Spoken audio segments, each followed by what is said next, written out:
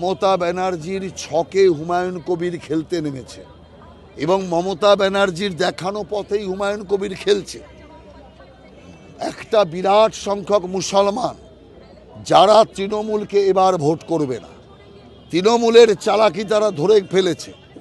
ওয়াকফ বিল নিয়ে এত আন্দোলন করে পেছন দরজা দিয়ে ওয়াকফ আইন পাশ করিয়ে দেওয়া, এরপরে বহু মুসলমান রুষ্ট, আর তারা এখন তৃণমূল কংগ্রেসের বিরুদ্ধে ভোট করবে। সেই ভোটটা বিজেপির দিকে যদি চলে আসে তাহলে তৃণমূলের কাছে বড় বিপর্যয়।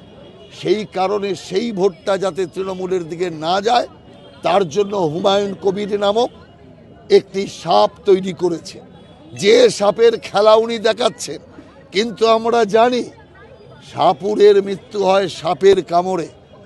এই ফ্রাঙ্কেস্টাইন যেটা উনি তৈরি করেছেন তাতেই আগামী দিন তৃণমূলের মৃত্যু। এতে কোনো চিন্তার কোনো কারণ নেই, আর দ্বিতীয় কোনো রাস্তা নেই।